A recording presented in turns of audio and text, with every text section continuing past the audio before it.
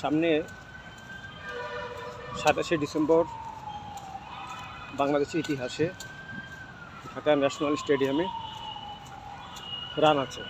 আমি ট্র্যাক নিয়েছি 42 কিলোমিটারে 6 ঘন্টা পেয়েছে। 6 ঘন্টা পেয়েছে, আশা করি 5 ঘন্টাতে শেষ করে ফেলতে পারবো ইনশাল্লাহ। স্টেডিয়ামের দৌড়টা যে ম্যারাথনটা হবে এটা এত সোজা না, কারণ এটা খুব বেশি না, লম্বা না, গোলাকৃতিভাবে ঘুরতে হবে। তো ওইটার জন্য যত ম্যারাথন আমরা দিয়েছি সবগুলো লং রান, মানে 21 যাওয়া 21 আসা বা হাতির ঝিলের 7.5 দৌড়ানো, ওইটার সাথে এটার অনেক তফাৎ আছে। তো যেহেতু স্টেডিয়ামে প্র্যাকটিস করা যাচ্ছে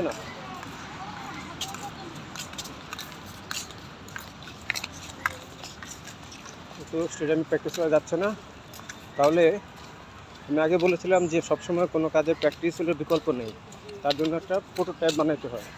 সেই প্রোটোটাইপটা পেয়ে গেলাম হাতির ঝিলে, রমনায়। এই যে রমনাতে যে একটা বেস পেয়ে গেছি, ওই যে গোলটা, এখানে আপনার 800 মিটার মেপে দেখলাম, এটা হলো 800 মিটার, মানে এক চক্কর। পুরো রমনার যে সাইকেলটা আছে বাইরে, এই সাইকেলটা হলো আসলে 2.5 কিলোমিটার।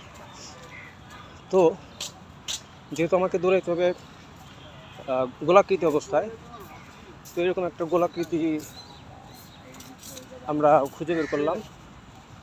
সেই বেসিক্যালি একাই আমি আজকে প্র্যাকটিস করতেছি। 10 কিলোমিটার হাঁটা শেষ, 10 কিলোমিটার 1 ঘন্টা 10 মিনিটে শেষ করছি এখন। এবং সবচেয়ে বড় কথা, এই 10 কিলোমিটারে আমি কোনো হাইড্রেশন নেই, মানে কোনো পানিও খাই নেই। এখন একটু পানি নিচ্ছি, এখন একটু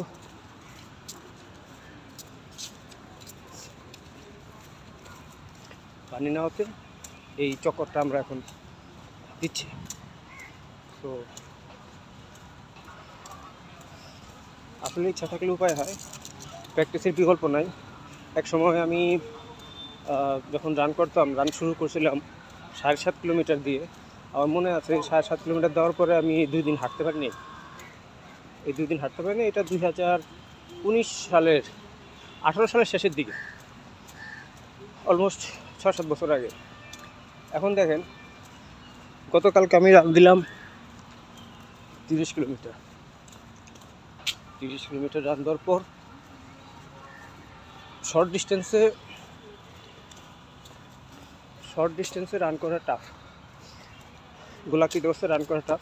এই যে জায়গাটা দেখেন, একটা পথ খুঁজে নিছি আর কি। তো বারবার যেটা বলার চেষ্টা করি আর কি, সেটা হলো প্র্যাকটিসের বিকল্প নাই। এবং এই প্র্যাকটিসের জন্য আপনাকে নিজের রাস্তা নিজেকেই খুঁজতে হবে।